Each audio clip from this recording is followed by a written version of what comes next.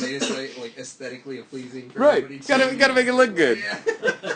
So, speaking of looking good, this is Caid September Crown 2017. On the left, we have Ulf, Sir Ulf, who's recently come back from, I believe he took second place in the Western Crown right before this tournament, right? So this is Sir Ulf of Caid on the left, the one with the helmet on the left, and Duke Sven on the right, who's been king in Caid many times. 4 times. 4 times. Just many times. All right, so what we're going to do is we're going to watch, this is, I believe, quarterfinals, but we're going to watch a fight at speed, and then once we get a good engagement, we're going to stop and take a look at it in slow motion and discuss it. So this was my favorite fight to watch all day for a lot of different reasons. That duck is beautiful. And it's like the first of 3. Right. So this is one of the things that, if you want a good example of communication between fighters, both of them are talking. That it's more than just that felt light, that was skippy. They're explaining to the audience and also themselves what it is that they are. What is happening? He says there's something that hits on the body, felt really light, or one that hit on the arm, and Sven says it hits and rolls, right? That's type of communication that helps not only your opponent know better how to hit you more perfectly, but it also allows the audience to know what is going on, and as we know, perception is a huge part of the reality of our game. Yeah, and to call it out for this particular crown, Their Majesty said, hey, listen, we'd love to hear more verbal, audible communication between fighters. So I think you're absolutely right. This is a place where they did a really, really good job. Okay, so we saw some of the fighting, so up until the point of that first counted blow. So if we roll through it now, we're going to see some pretty cool stuff going on. So we're now in slow motion. So these guys obviously have fought a few times before. Sven leads in with the opening offside. I think that's sort of a keep him honest type thing. Ulf is cheating his range up, moving as close as he can. He keeps bringing that back foot up. Sven's not having it. That nice edge block. That's the edge block that we're talking about. So if we could go back and see that. Look how little the shield moves. Yes. So when he catches that. And the fact that he's blocking Sven's wrap, too, isn't he? Yes. So if we look at the combo here, so we were talking in another video about a block on a center grip shield that is not only 90 degrees on the X and Y axis, but also on the Z axis, right? So you see Sven throw that first shot, and although the angle here is, what is that, 45 degrees, if we were to rotate the camera around so that we were talking about the angle of the face of the shield. This shot skips across his basket hilt, or is it? It's keep going. That's right there. That's right there. The shot. Oh, and it's not about, the thing that's a little unintuitive when looking at video is we're not talking about this angle.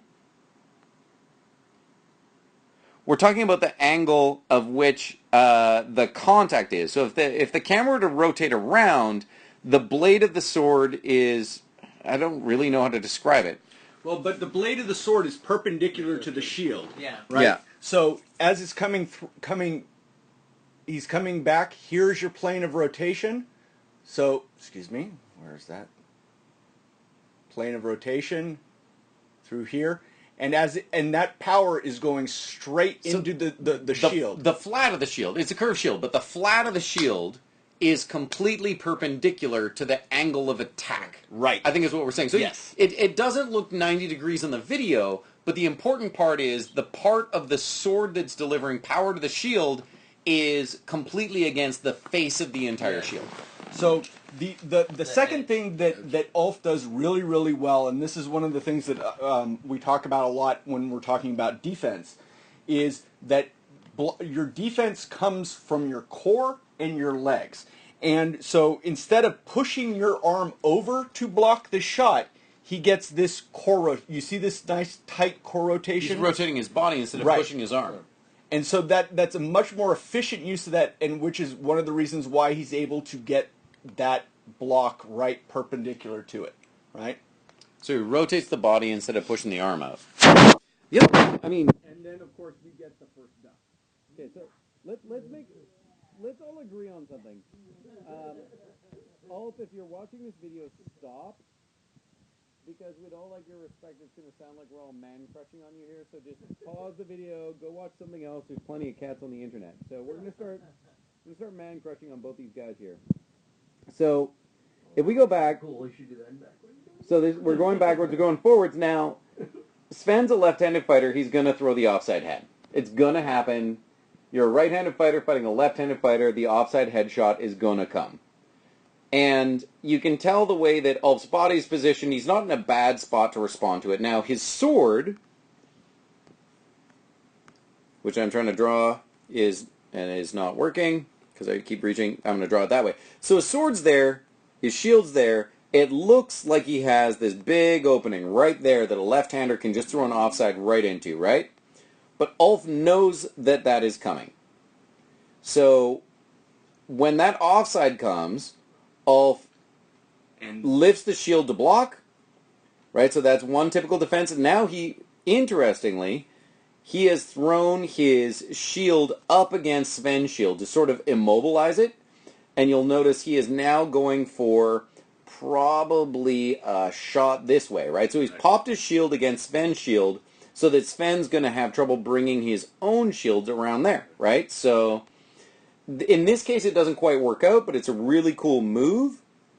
Now, Sven has managed it anyway, because he's kept that shield really tight against his body, right? So that shield pop doesn't do much, because Sven has been very conservative with how far he pushes it out. If Sven had taken that shield and pushed it away from the body, then that shield pop from Ulf would have been much more effective. But Sven's been very conservative, so that when he rotates, that wrap doesn't land. Now, the other thing that we can see, a lot of people when you watch video, you might see a shot like this, right? That's coming around, and it looks like this has hit Sven in the leg, and it looks like it hits about an inch above the knee. But what we can see is as it's coming around, look at the little change in the pattern, the movement of the shield. There's a shot that is skipping down the edge of the shield before it lands. And you can see the shield bounce as a result. Right.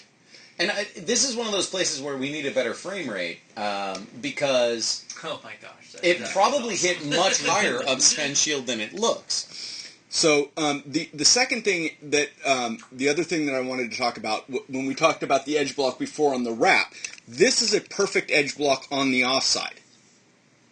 You see how he's come up, and again he's caught it, the perpendicular, the face of the shield perpendicular to the blade. And to do that, he had to twist the shield towards the camera. Right. To get a 90-degree angle. If he had left the shield facing the other direction... And he catches the block right at this point, and it goes a little bit higher there, so that's a slight overblock, but, the shield doesn't move. Yeah. Right? He catches that block nice and solid, the shield doesn't move, and he's already going straight into that wrap. And then he gets this duck. This is the part where all of you are supposed to go watch some cat videos, because this is the first of your many ducks we're going to love. So, offside, and now when he does this block, right there, he's covered his arm, for that entire side of where Sven is going to be throwing, right? And he's got that covered. He hasn't really blocked too far here, right? The only thing that is a little bit is that he probably has lost some sight picture right at this point. But Sven isn't in But he's also watching Sven's feet at that point. Yes. So.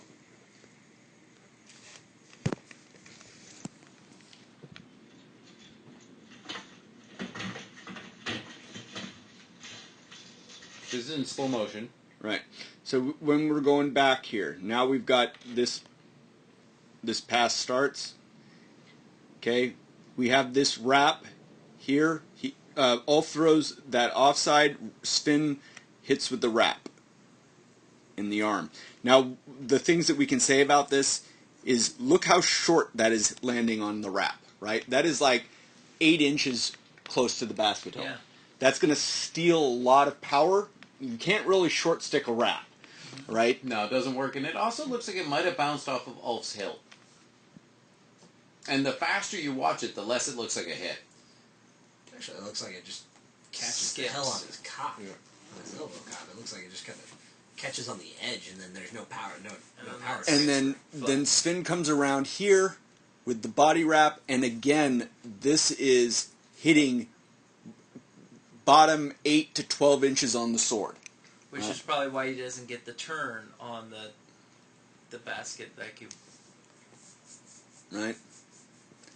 So we can, and when we go forward, and so again, here it hit and it rolled. Right. They're communicating with each other. They're telling them, what happened, and they're doing it in a manner that provides a lot of information to both each other and also the audience.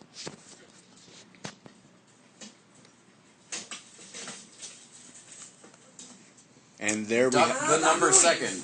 Yes. This was, again, same thing, pop, with Sven throwing that high wrap again. And the offside. And to the offside. Now, on this set, this isn't bad, but you can see that on both of these shots, he doesn't quite catch them perpendicular. He doesn't quite get the good edge block.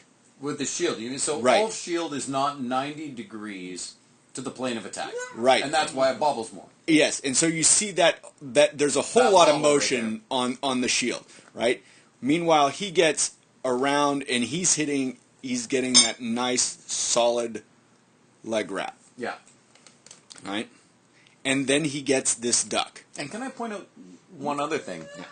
So one of the things that guys like me who fight typically with arm strap shields is, if you look at this area, that is to the right side of Ulf's body. And that is to the right side of Ulf's body. So what he's managed to do is put his sword and his shield on the same side of his body while leaning away. And he's a little bit overbalanced on his left leg, but he's managed to decide, like a lot of really good center grip fighters, that I'm going to put my defense and offense on the same side of my body.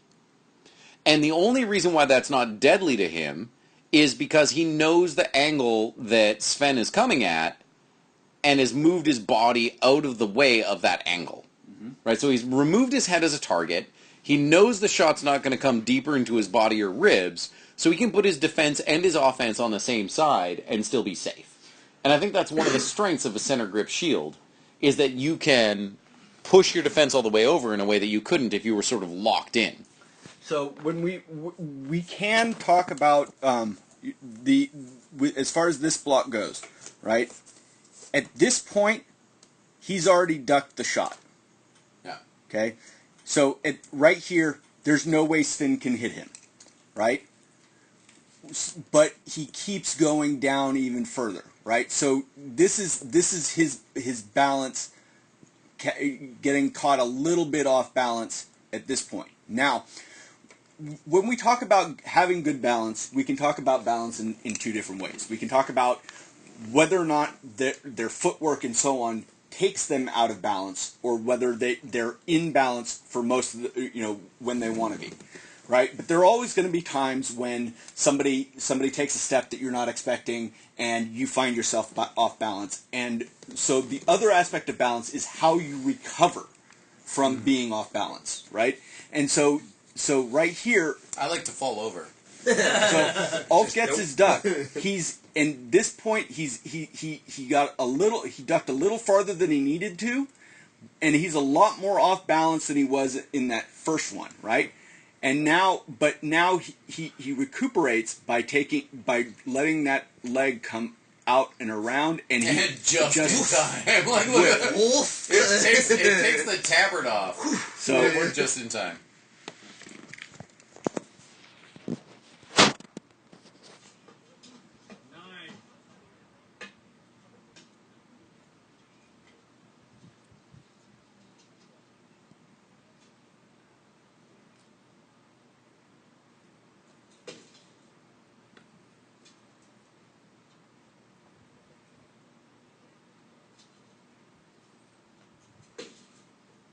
I'd also say he's canting the shield over further to his right, that bottom point, because he knows Sven's got that leg wrap, right? So he wants to pick he him knows he's fighting a left-hander, so he's pushed that shield edge over more.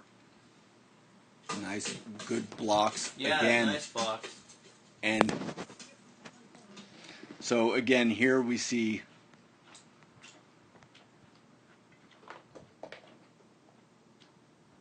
he comes in this, he moves in here, that's And he's pushing that shield over to get the sword out of the way, right. as a feint to get Sven going back. Gets his head behind his shield for that counter. And then this shot hits and lands, but Sven is already falling over at this point. Yeah, Right, Sven's so- almost on the ground at that point. Yeah. So that shot is, and Sven says, yeah, that was, I was falling over.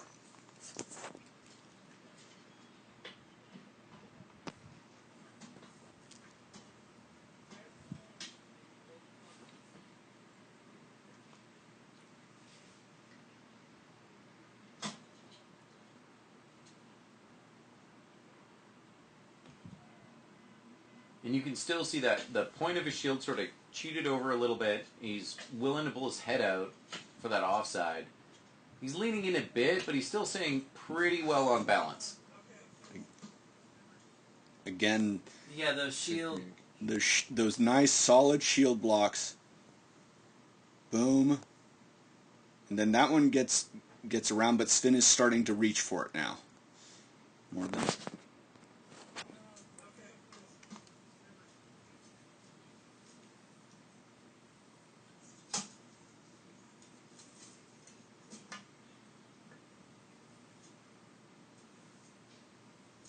Now he's switched up his leg. Which leg is forward? So I think that's when he steps in, Yep.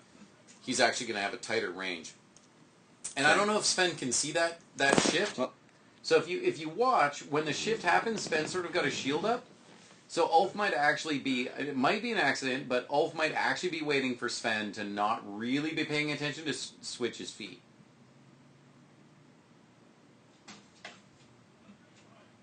So that gets the leg that was threatened further out of range, and if he cross steps in, he's actually closer.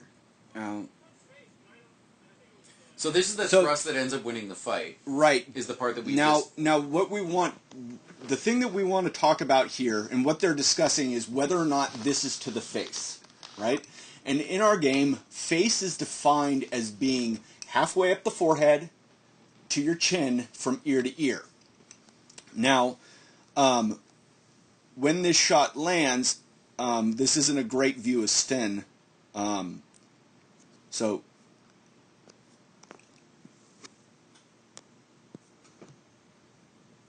here's the thrust coming around, and it makes contact, but it is not very easy to see where on the helmet that is actually hitting. Where did it land? How solid was it? It's tough to tell. It's you can see that the head is moving backward.